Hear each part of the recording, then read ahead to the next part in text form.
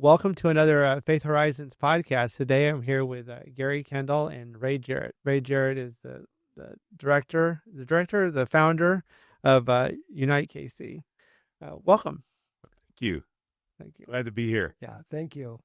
So John, you've managed to tackle a couple more people to bring on our podcast. How did you meet these people? Well, first of all, you asked me to reach out to them. I did. You kept talking like you know these guys already, and I wanted to say to you, and you haven't reached out to them because why? But I thought I'm not going there. I'm going to do what I do. Because you're the one with the cowboy hat. I know that.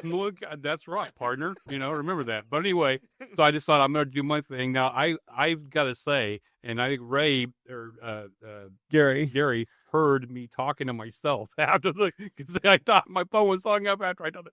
But I mean, I chased these guys like a dog chasing a bone for a long time. Yeah. Facebook messaging, their website, their LinkedIn, yeah, all this. Yeah, hey, I'm trying to reach Ray and Gary, and everybody's so busy nowadays. Finally, he calls me one morning, and normally I don't answer numbers I don't know, but every once in a while, God just says you need to answer this call. Yeah, amen. Okay, I need to answer this one, and he was on the phone, so so we're glad to have them here on Faith Horizons. Yeah, and another good couple guys to interview and to further find out what God's doing here in Kansas City. It's awesome. So yeah, we don't reinvent the wheel. God's already done that. Yeah, we've already done it. And by the way, we didn't respond until we saw you with the cowboy hat. Once we saw the hat, we said, "We're done. We're done." There you go. This guy ain't gonna quit. I just need to go get some boots now. I don't have boots yet, but that's so great.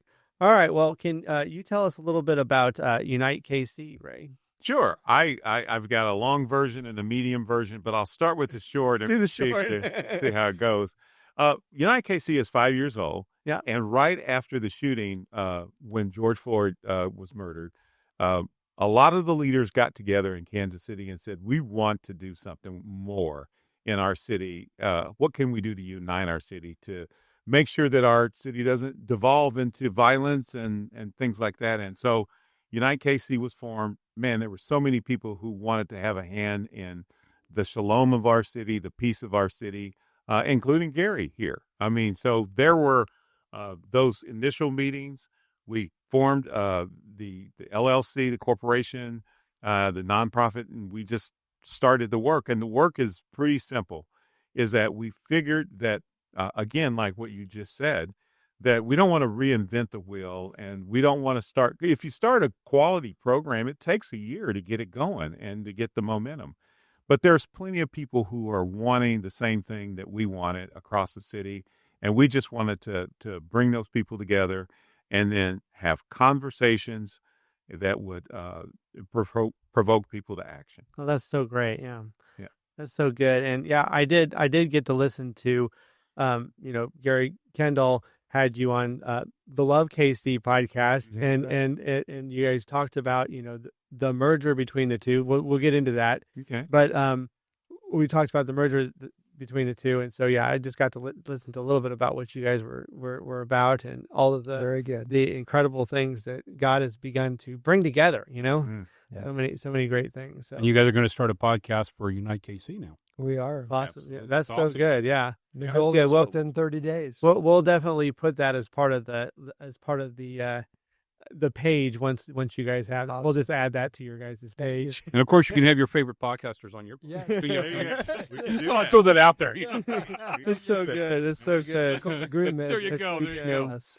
All right. Well, let's just get over the Love KC, the uniting or the merging of Love KC with Unite KC, because you were your own organization for 4 or 5 years? Well, since 2017. Oh yeah, so wow, 7 years. 7 years. Yes. For 7 years, and then you decided to merge with Unite KC. What drove you to believe that the impact would be greater if you were to join with Unite KC? Yeah. Well, one of the things was we found ourselves doing really similar work. Oh, wow. We were on parallel paths often. You kept running into each other. We did. We highly respect each other. We both were really believing that our individual organizations could promote and advocate for the other one. And we were already doing that. But the genesis of the story actually came through a common friend who one day said, "Hey, what would it be like if Love KC and Unite KC would merge?" And I called Ray the same day and told him the same friend had talked to him too. So we met for I think 2 hours that day and just said, "What if?" And we agreed that we would pray about it. And as we began to pray about it, we really began to feel like God was in it. And I think if I was to summarize from my perspective, and Ray may have a similar one or it could be slightly different, but it was that we've kind of formed around the idea of loving your neighbor is like the most important thing any follower of Christ can do. Right. Like we love the Great Commission, which means go make disciples. But if you make one, what do? Amen. They love their neighbor. Yeah. And so loving your neighbor is true whether you're trying to reach them with the gospel. Like we had formed around the idea of let's let everyone adopt their neighborhood, live on mission where they live, learn, work, and play. And 5,000 people in Kansas City have agreed to adopt their neighborhood, which is awesome. That's great, yeah. But the more we talked, we began to think, you know what? And what if we actually added this idea that while you're on the way to loving your neighbor, whether you're at work or you're in a neighborhood or whatever, that you actually would determine you're going to love people different than you and maybe make them even a priority, perhaps, so that the love of God can be shown in that relationship. That's awesome. In that way, what Unite KC's been trying to do around the idea of racial harmony, like fits perfectly with the Love KC idea. And then as we prayed, we just really felt like we're going to be better together. So we actually, we felt like at Love KC, we should come up underneath Unite KC. And in my own prayers, I felt like God's priority really is for all of his kids to get along. Amen. And so I felt like I should serve underneath Ray. I'm glad to follow him as my leader and bring everything we were doing underneath Unite KC and just merge. So we completely folded everything in, not because of a financial reason or not because our boards decided, but and we felt like God was leading. What a big tangle of things to bring together. It took longer. It was it was more. It was a year of labor, but well worth it. Oh, that's so cool. All right, well, that's so great. Yeah, then now you guys were already working with each other, but now you guys are working with each other under one roof. Yeah, and I'm going to tell you, I had so many conversations with God because at one point, and I may have alluded to this with Gary, I was just like, okay, he's been here in the city doing the work longer. How? I mean, should it be a different name or should we come up underneath him? But the thing that it really impressed upon me, that God impressed upon me, is because I started really learning who Gary was in the city and across the nation. Everybody knew who he was, the work he was doing. And it takes a true man of God to kind of go, okay, I'm going to, without knowing what's in this hand, I'm going to let what's in this hand go. And then Lord, I'm going to follow you. And, so the Lord has, I've had situations where in my past, I had to support a different leader, and I knew in my heart that I had more skills and all the other stuff. And so, so the Lord just said, maybe that you get to be the leader because he's the more mature person. Because I love that. That's great, right? I love it.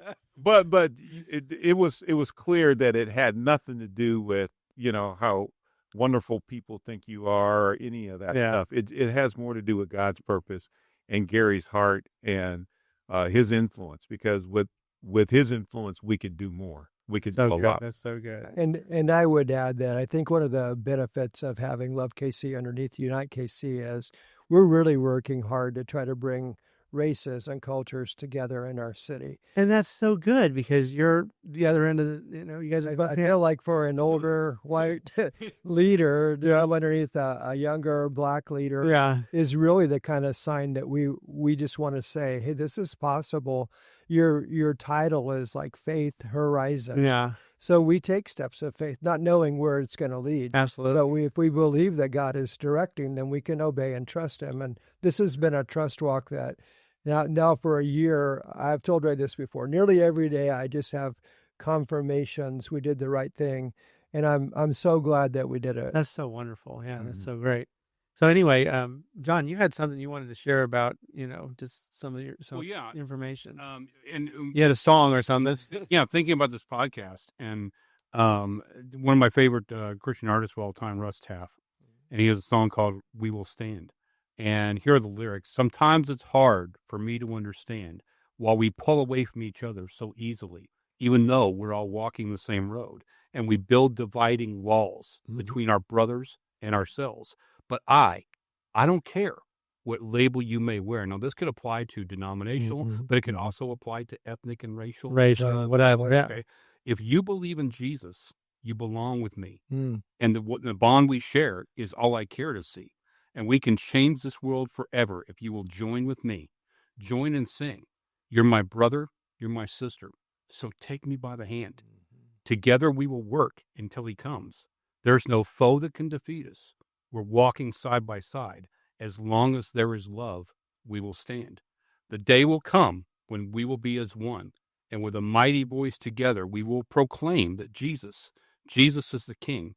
It will echo through the earth. It will shake the nations, and the world will see. You're my brother. You're my sister. So take me by the hand. Together we will work until he comes. There's no foe that can defeat us. We're walking side by side. As long as there is love, we will stand. And I know pretty much all of us in our everyday lives, we work with, we go to church with, we live in our communities with people from all different ethnicities and walks of life and stuff like that. And when we look at people, I mean, like when I look at Ray, I'm not blind to the fact that he has a different skin tone than me, but that's not what I see, or what I should see. I see my brother in Christ. I see a fellow human being that Jesus created, Jesus loves, Jesus died on the cross for, Jesus rose from the dead for, and somebody that I should also love, no matter what. And so I can say to Ray or, you and say, take me by the hand. You're my brother. Yep. Let's work together, and we shouldn't treat anybody any differently. I work with people of all different ethnicities in my full-time job. I live in my community. I go to church. And again, I don't treat, anybody any differently, because that's not how, that's how God's wired. Not how you are. Or, or how God should wire any of us. Right. But we all have to say to ourselves, okay, I'm not going to look at somebody based on their race or ethnicity or, what part of the city they're from or whatever, and I'm just going to love them like Jesus loves them. There you go. I mean, if I do that, that's all that matters. Absolutely. And God can do miraculous things through those relationships. And like he said earlier, we need to start with relationships, not with reactions. That's a good way. Yeah, it's way proactive with the relationships first. Yeah. And that's why I'm glad that God's put me in a position where I'm doing these podcasts and this one where I get to keep reaching out to people, informing, some, like I said, some of the people that I've had on my men's podcast have been on my Fulfill Your Ministry radio show that I had in Kearney years ago. They've come and spoken in my church, and they've been on my podcast, and some have gone on to be on this podcast. I've been on some of their podcasts. That's so good. Yeah. And, so these are becoming long-term relationships. We go have coffee together.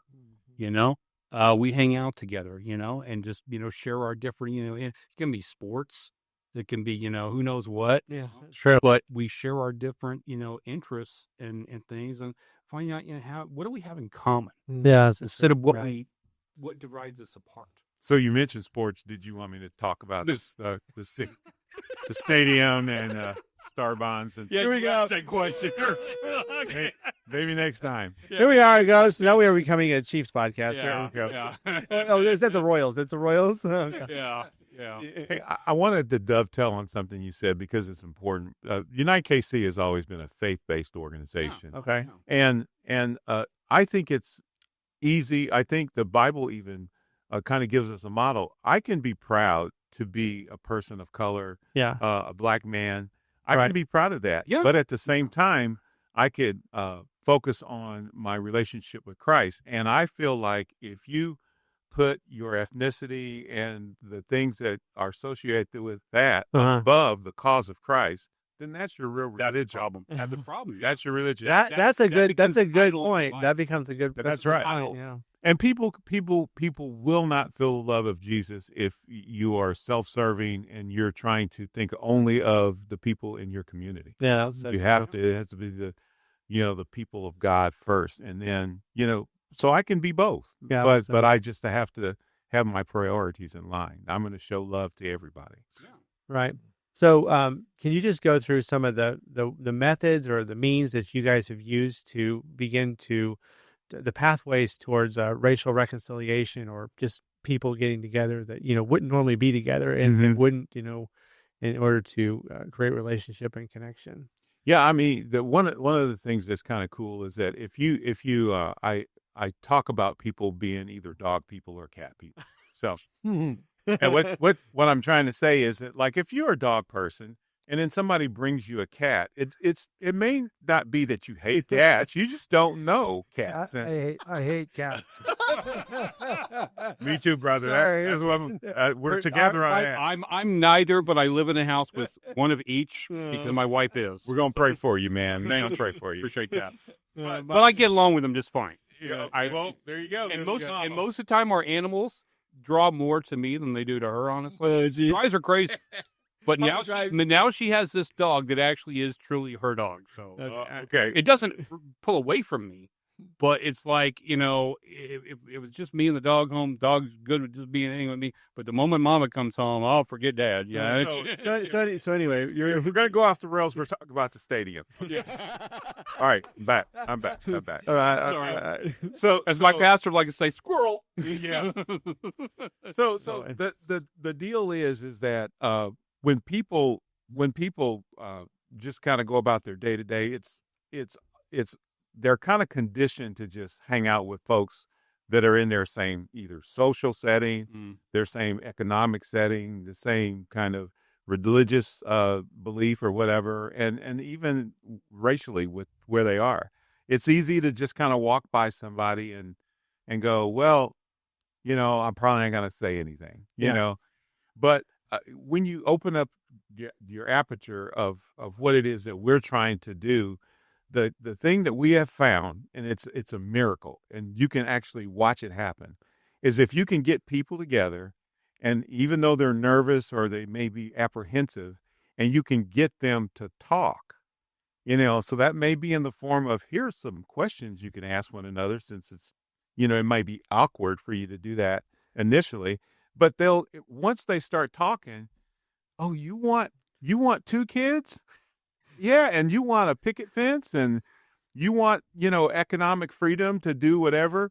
You start to find out that you have the same things that you care about, and the walls come down. When people start talking, and when they start, neighboring, and when they start just dropping the misconceptions they have about one another, man, they just become fast friends, and they do things together. Fixing problems is easier, like, for instance, if we're trying to, get some kind of economic engine going, and the great stock tip. Yeah. Well, the fact that we're friends now, you may share it with me. So, look at what we can do together when we talk. So, yeah, there was a good point that was made over here. I saw that it said, because real change starts with proximity. There you go. Yeah. I think you had mentioned that in your thing, so that real change had actually started with, like, because we're so far away from each other, we can't influence each other and help each other. Because I've got something, you've got something, when together we're better than when we're apart, Right. Yeah. That heart transformation, is not having a heart transformation keeps you like in a prison of and because you can actually be dealing with racism, you could be dealing with misconceptions, preconceived notions. It doesn't have to be that just because you won't talk to me, I can assume that you're racist. Right. You just, like I said, you may be a dog person, and now here comes this cat. What do I even do with this cat? So yeah, and that's actually something it's actually like something like, because like each person carries a different problem. You know what I mean? Like the person who believes that they're being subjugated to that, and then the person who maybe not subjugating them to that, but they're the ones that are pushed back, like, oh, you don't love me, you don't care about me, you don't like me, stuff like that. But then that person's carrying around this, they're labeling everybody doesn't love them. Right. Well, that doesn't work. Right. That's not fair.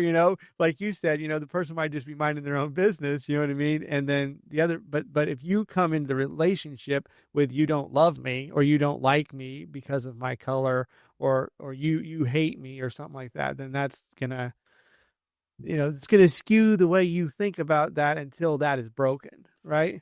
I'm going to say this, and you can let Gary talk for a little bit. Okay. But one of the things, there's a verse in the Bible that it commands us to have a renewed mind. Oh, Right. yeah. Renew your mind.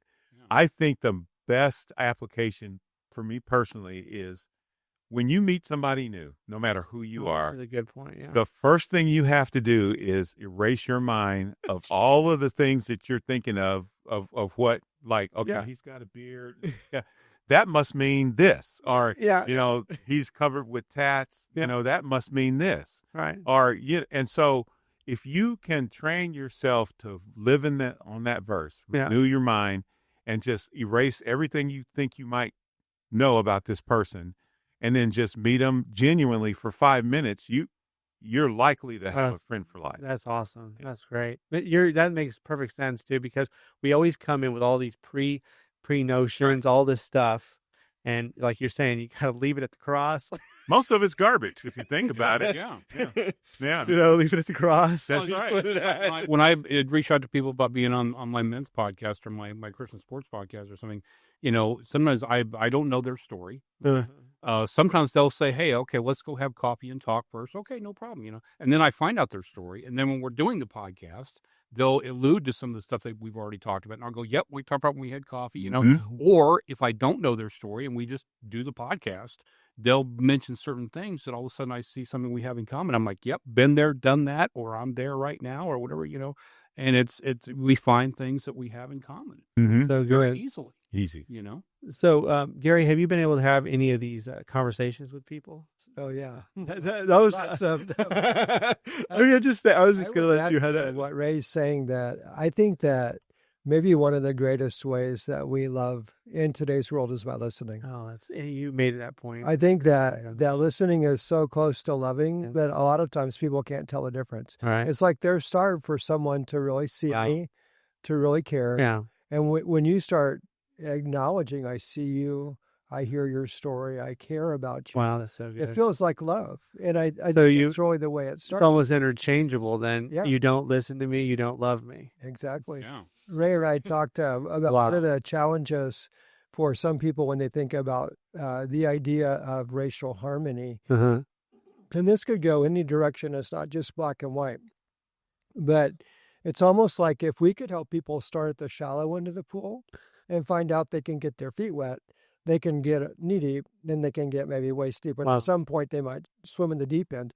But when they first think of the idea, their mind almost goes to the deep end, like, oh no, I don't know if I can swim and that it's pretty deep. And it does feel that way. But you can start with really simple questions like, who is a mentor or a really important person in your life? Oh, that makes perfect sense. And they'll start talking about their father or a friend or maybe a person from work or something like that. And you start at, and actually there's a lot of ways to start. I'm just picking one question. You can start with, what's your favorite ice cream?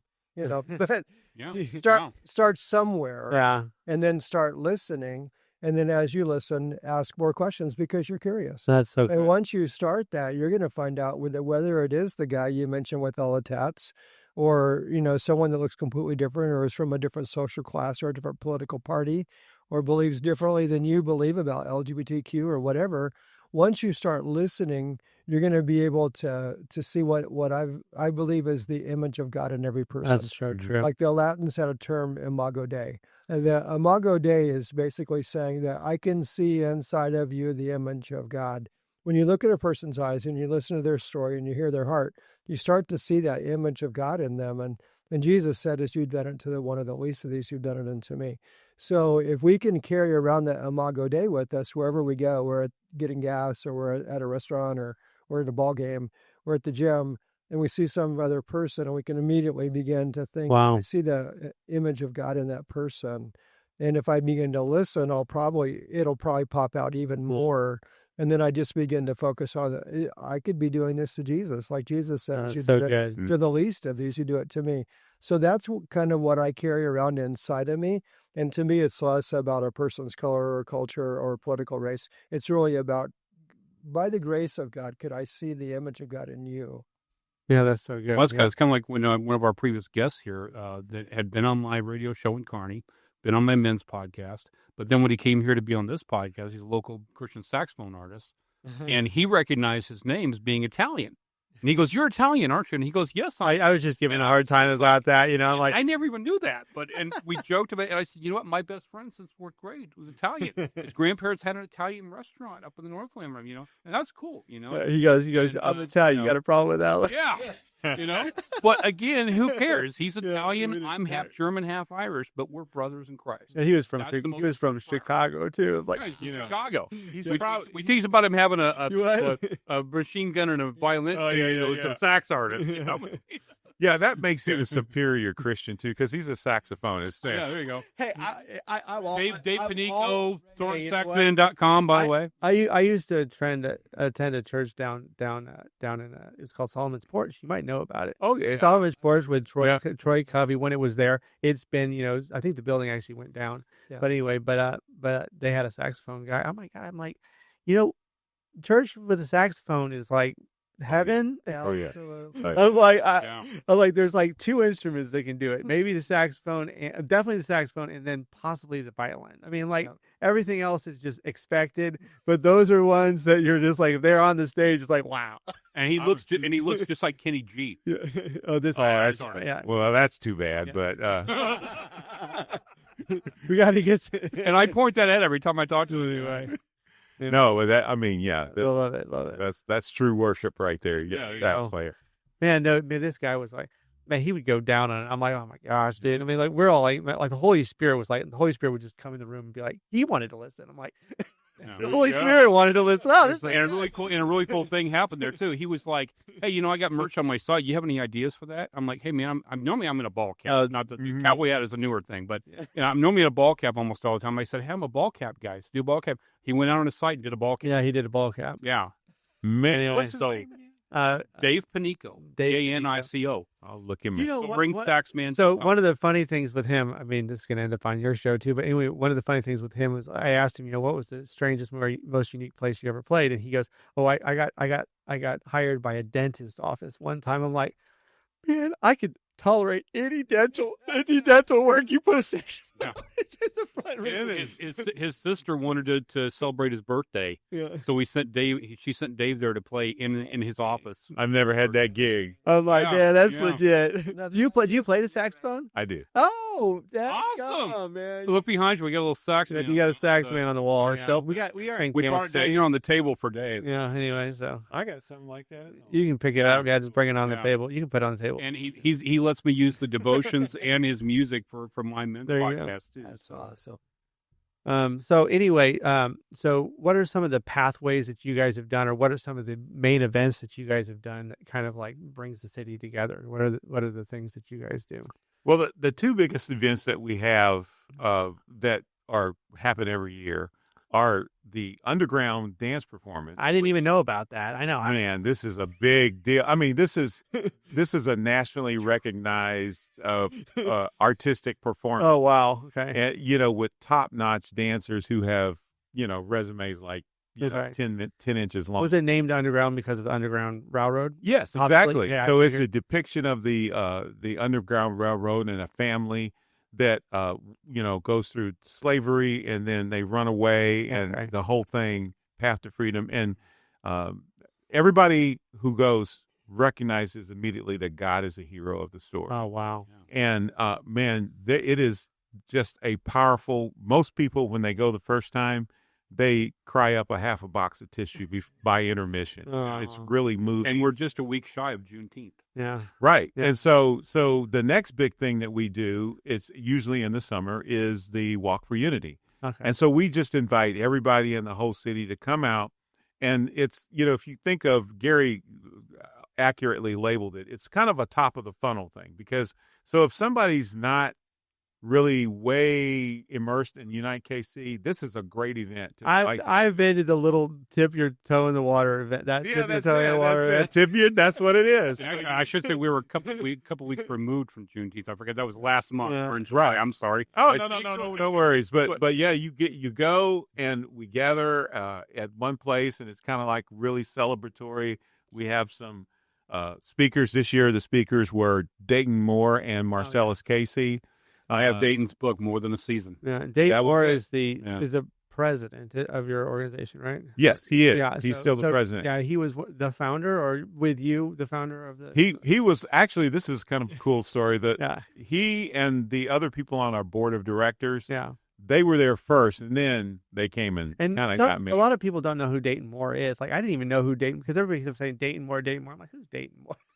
But Royals, man. And I think he used to own the Royals. Yeah. Well, close in both cases. Okay. So he was at first he was kind of like the VP of baseball operations until he left. Okay. He's with the Rangers now, but he still lives here in Kansas City, and we still love him. That's the deal. World championship with the Rangers. Okay. And with the Royals. Did George Brett take over that position later? George is just a good. He's just a good dude. He was my childhood hero, by the way. Yeah, he shows up at all the golf events and stuff, the charity events, and he's like, the ultimate Royal. So we got some good pedigree around here. So then once you get past like the Walk for Unity and the Underground, which are your premier, it seems like to be your premier events that you guys are having. So what are some of the more of the trench warfare that you guys, or warfare that you guys are doing? I like it's a warfare. It is warfare. Yeah. So we're working on a city tour, which we've done before. Okay. And the city tour is going to take people to historic places in Kansas City where events happened. And from those events, it really forms some of the history racially in Kansas City, history in Kansas City. We're weaving in the idea of how the church intersects with that to make Kansas City the unique place it is. Oh, wow. So in September, we have a city tour event that will be rolling out. So you could watch our website, unitekc.org, for the details on that. But that would be one coming up.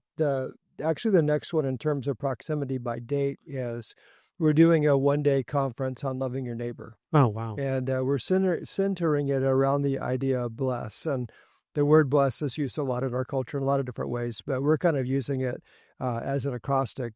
B, begin with prayer, L, listen, E, eat together, S, serve, and S, share. Oh, awesome. Yeah. Your story and share the story of Jesus. And so we have a one-day B.L.E.S.S conference, September 11th at Westside Family Church. September 11th. September 11th, a notable day. But the following one day. Mm-hmm. But the West Side, the one on K7, right? Mm-hmm. It's one on K7. One on the next side. Yeah. The main mother church. Mm-hmm. What we're trying to do that day is these 5,000 people who've said, they raise their hand to say, I'm going to adopt my neighborhood to live on mission in my neighborhood. We're trying to give them equipping tools, inspiration. Dave Ferguson wrote a book titled B.L.E.S.S. Okay. How to Love Your Neighbor is the subtitle of it. Wow, that's great. And Dave Ferguson and his brother John are going to come and be there for And if you wanted to, I know that on the Love KC podcast, they have the whole show. You had Dave Ferguson. Yes. So you could listen to that. That's true. Thank you for that. Yeah. And also, Unite KC is underwriting. The cost is $49 a person. We're underwriting it to to 10. Wow. So if they would go through and use the QR code that you can find for Unite KC, we're going to pay it down to $10 a person, in hopes that the cost wouldn't keep anybody away. So this is one of the ways that Unite KC is using its money. It's underwriting things like this so that you can take away a prohibited cost. Blah blah blah. So we know that there'll be pastors or maybe not-for-profit leaders who will say, "Yeah, I want to come and learn some new ideas. I want to hear some inspiring stories, and maybe bring my team." And maybe they have a budget for that, or maybe they don't. But these 5,000 people who are just loving their neighbors because they feel like God led them to, they've got to take a day off work. Yeah. So we're trying to just if they'll pay for their $10 meal, so to speak, we'll give them the rest of the content. Oh wow, that's awesome. That's great. Yeah. I love the idea of eating together. Oh yeah. There'll be good food. It's for like to eat. Jesus did that. Yeah, Jesus did that. Yeah. So I clean churches for a living. I clean a lot of churches anyway. for a living. But I love cleaning churches. But one of the churches I have, I would say the whole messaging is built off of, decent church, nice church, and everything like that. But then they eat together. I mean, they literally just eat together. I love that. I mean, you know what? And the church is thriving, and they planted one, and then they're about to plant another one. I'm like, they just can't stop. They just eat together. Yeah. So I'm many good things happen over food. But that's what you're talking about, the conversation. There you go. It's like this conversation thing. Anyway, so you had something on, I had listened to a previous podcast you guys listened to that you said something about 3 months, something 3 years, and then 30 days, so 30 years. Days, 3 years, 10, 3 years, 10 years. Like we should be able to think ahead. Okay. By God's grace. Yeah. I think sometimes tactics will change, but strategy remains. Yeah. Like, so the strategy is you love your neighbor. Yeah. But we could tell you what's on our priority list for the next 3 months. We could tell you what it is for 3 years. We could tell you for 10. Of course, 10 could change. It change things. But 10's a while. 10's a ways away. It kind of gets changed by the 3. So remember the old adage that the principles stay the same, even if the practical way you live them out changes. Mm-hmm. So we know the principles of what we're trying to accomplish. So I didn't ask you guys this before the show. We didn't talk about it. But you're still in the marketplace, right, Gary? So I'm a campus pastor for Westside Family Church on their Speedway campus. Okay. And then are you still in the marketplace too? Yeah, as a counselor or something like that? That would, I think that's my calling. I didn't know. No. That's a great question. No, I work with a firm called Impact Foundation. Okay. And they actually hired me to work on City Flourishing. Oh, wow. City Flourishing. Wow, that's great. So what I was trying to bring about is that you guys both have, extensive knowledge inside of the corporate spaces and stuff like that. So you're bringing all of that knowledge into a ministry, and that's why you have a plan. Yeah. That's true. I worked with Glue for 4 years. Yeah, that I knew you had. Yeah. And the concept of 30 years, really the big piece there is you're thinking of the next generation, how they're going to take over and carry the vision forward. Oh, wow. That's great. Yeah. Yeah. Like, some of the problems are so big that if you tried to put it on a 1-year time frame, like, there's some really good work going on in Kansas City that we don't have a whole lot to do with, except we advocate for them and support them with Kansas City 360. They're working to cut down on violence in the city. Mm-hmm. Well, they're always looking year over year, but the real proof of their work, the fruit of it's going to be 3 years, 5 years, 10 years. Oh, wow. Yeah. And so you almost have to think about the next generation. Like, how can we leave Kansas City in better shape than we found it? We just work with racial healing. I mean, if there's one problem we've had from the very beginning, it's race, right? Mm-hmm. And so we're not going to solve it tomorrow, but we can certainly improve it for the next generation. And that's a part of what we hope to do. Mm-hmm. We're planting seeds that are going to grow in 5 years, 10 years, 30 years. So do you guys do any on a smaller level? Because I know you're doing something like once a month or something like that. Are you still doing something like once a month get-togethers or something like that? So throughout the last year, we did gatherings to pray and connect in every region of our city. Yeah. There's 5. We say there's 5 regions north of the river. Then think about the state line. You got KC-Mo and your eastern suburbs of Missouri.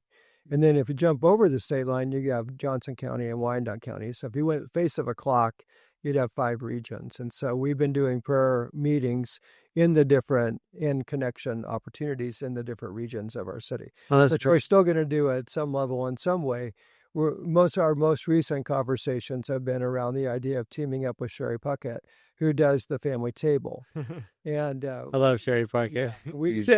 Her name comes up everywhere too. It's like, she's in, she's got a good thing going, and her heart is beautiful. Yeah. So we think that in this coming year, we always take the summer and the dead of winter off. Mm-hmm. So we think in the fall we'll probably do something that gets us in every region that's Unite KC specific.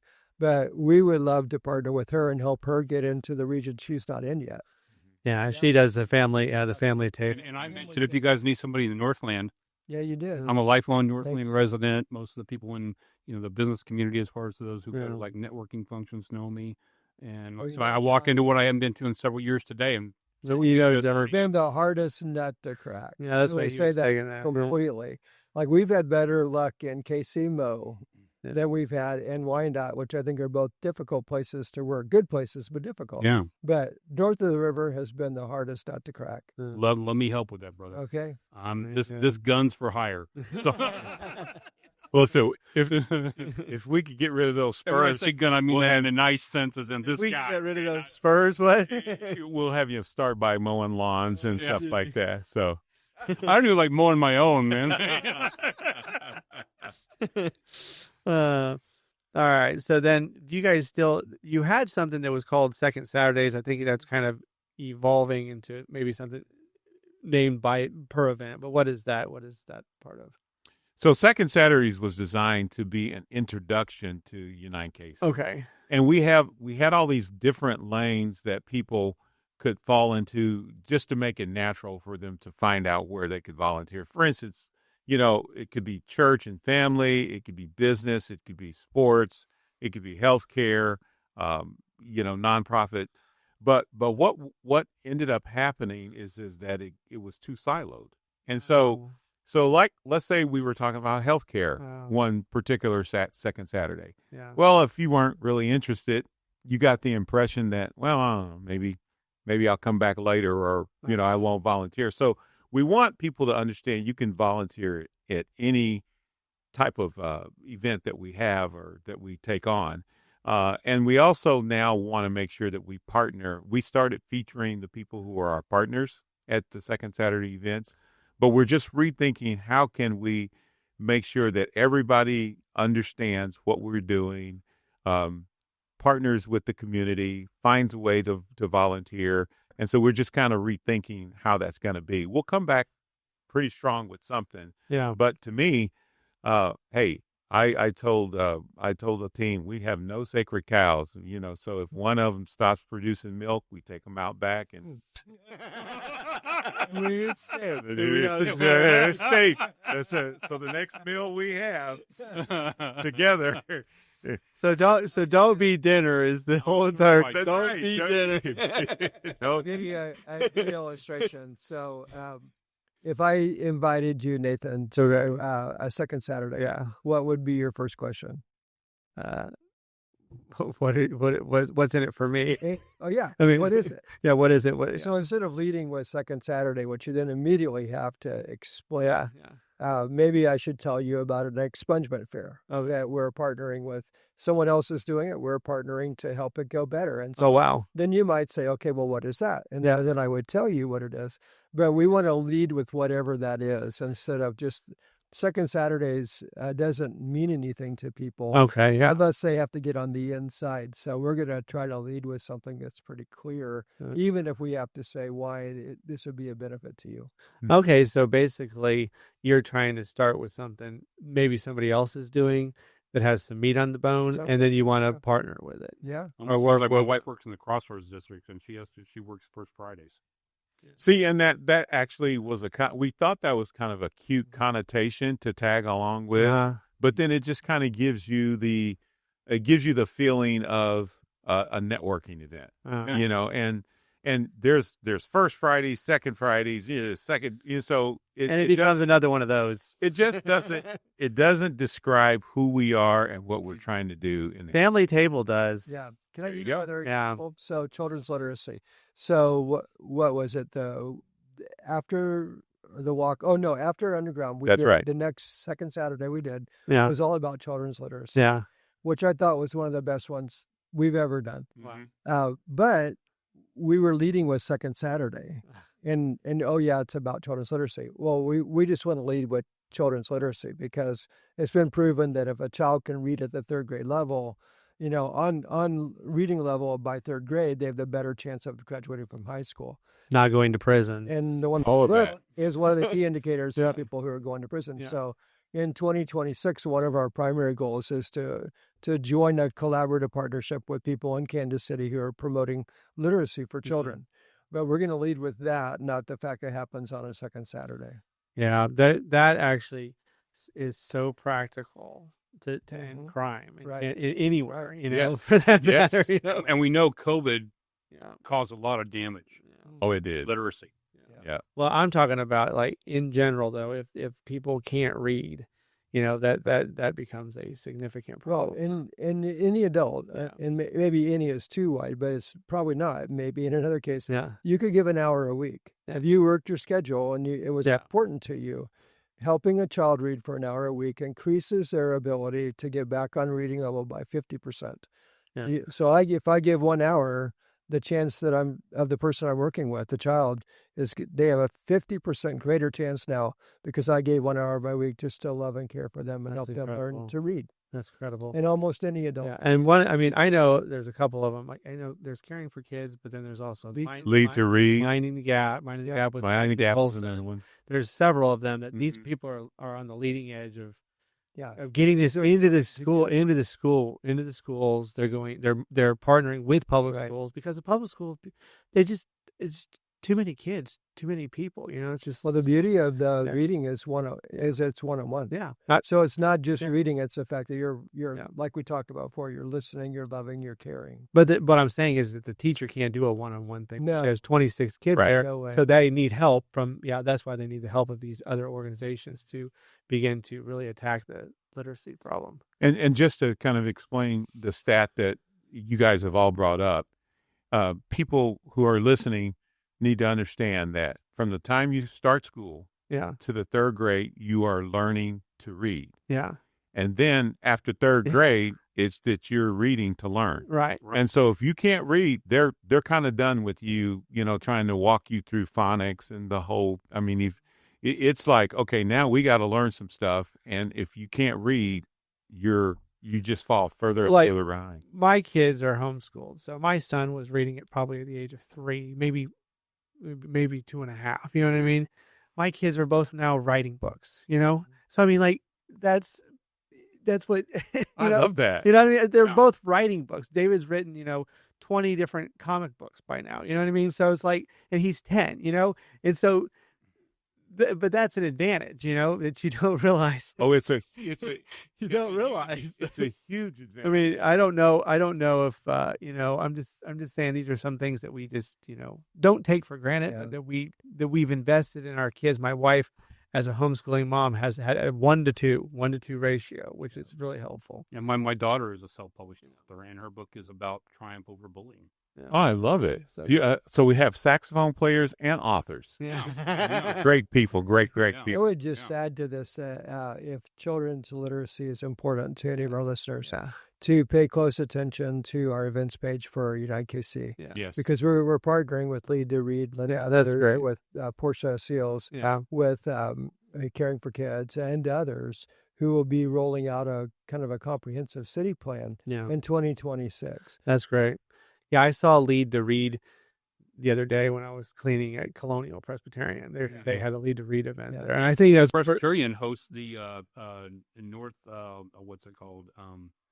It's an authors group here in Kansas City. I forget the name of it now. Wow, they have the Christian Authors Group. They're One of the ladies that that was the editor of the Conquest magazine that Kansas City Youth for Christ used to put out. It's Jeanette Gardner Littleton. She's involved in it, and actually she's invited me several times. and my mom was a part of that before, but I think they do that at their. I'm a 2-time I think they do that at. blogger and all that kind of stuff myself. I think they do that at their Overland Park campus. They have 2 different campuses. So, anyway, well, thank you guys. And so we've got the underground, we've got the Walk for Unity. You guys have got upcoming events and then you're also beginning to partner with other things that are creating great change in Kansas City. Mhm. Yeah. So, well, thank you guys so much. Thank you. Hey, thanks for having Want us. to see our city flourish. We do. Amen. Yeah. City flourishing. Yeah. You just one thing before we end. You said that you had a story that you wanted to tell about the.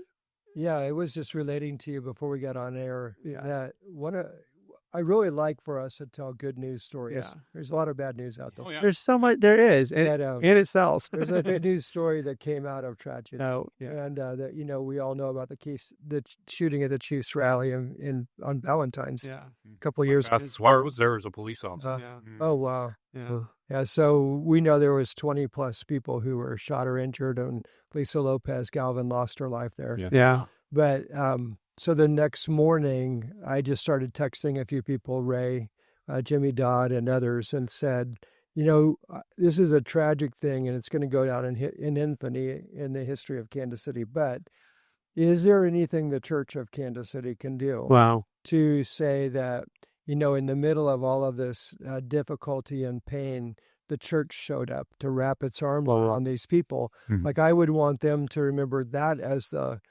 last part of the story, rather than the fact that they were shot or injured, or who didn't do whatever they should have done that they didn't do. And so there was a group of, I probably text 30 people. There were about 5 people that immediately started interacting with me. And Jimmy Dodd was the first one. And then, so we started working on a plan, and we contacted a friend of ours, Eddie Copeland in Florida, they had a shooting at their airport years ago. Yeah. And we were just asking him, what did they do? How did they do it? So by 10:30 or so in the morning, we had a kind of a basic outline of a plan we could put together. And then by noon, we had a fund created with National Christian Foundation. By middle of the afternoon, we had a letter written to all the pastors, essentially, in Kansas City. 2,500 pastors got this letter. And basically, by the night, we had a website put up. And what we did was we asked people Insane. we asked people to make contributions as individuals or as churches to a fund that we called the Church Loves Kansas City. That's awesome. And just to cut to the end of the story, so 106 individuals or churches participated. $168,000 came in. We were able to help 21 families. That's wonderful. We actually went out and found all of them with the help of a really good person from National Public Radio. Mm-hmm. And so we found all the people. We actually went and met with them many times in their homes, interviewed them, talked to them to find out what their needs were. And then we started meeting their needs. And we did this for a year. At the end of the year, not quite on the anniversary, but close to it, we pulled all the people together and we did a banquet where we thanked them, we gave them gifts, and let them talk to each other. It seemed like no one wanted to leave that night. Like they talked to each other about their common pain and problems for an hour or more. They need that because not everybody has that, I mean, not everybody has the same unique emotional experience. Yeah, so we invested in these families, these people. There's beautiful stories I could incredible. Tell if we had the time. But I think we could say with confidence, a year later, the people who went through this know that, yes, there was a tragedy that probably marked their life forever. Right. But they don't feel like that God was absent or the church didn't show up for them, because they know it did. Mm-hmm. And I just think it's a beautiful story of Kansas City working together. Neither one of us put ourselves forward, but in the work that started flowing out of this, we were working together every day. And then the people kind of started, that one step backward, everybody gets a step back. Yeah. Pretty soon we were the two standing out in front. The timing of this is so ironic because we had started praying about working together. Yeah. We weren't sure if we were supposed to or not. And then this happened and everything flowed out the way it did. And it was just like confirmation. Yes, God does want us to work together, and this would be good for our city. You said that you guys were pushed out front by people were just like, no, you go talk to them. You go. Yeah. We had, it turned out to be, it's a work I'll never forget. Going, Jasmine V, one of our team members, speaks Spanish beautifully, and Spanish is her native language, and half of the people are Hispanic. So some of them, we couldn't find their names until we got into their networks, and then they knew who got shot, and then we could go to their home and she could translate because she spoke Spanish. It was really almost like God set this thing up for us to follow up. Someone had a plan and it wasn't us. We were the recipients of that plan. Sometimes it takes a big problem to create a lasting legacy. Yeah. So as bad as it is at the time, right? Out of that births, beautiful things. God does that, by the way. He Yeah. creates beauty out of ashes. Absolutely. He works. There's the old saying, and it's not just a cliche. It's true. God works in amazing ways. He does. Amazing. And we don't see it coming when he does it. Yeah. Yeah. And we don't always recognize Then when we look it. back and we say, especially if we had a role, if God used us to Yeah. have a role in that, you're like, wow, God, you did this, and I got to be part of that. Yeah, It's incredible. You wouldn't believe how many times I say that all the time. Yeah. It's like It's so I good. look back and I think about bosses I could have run over with my truck, and our jobs that I absolutely hated, or volunteer opportunities in the church, and now it all makes sense. And this is just the best work I've ever done. So. Yeah. That's so great.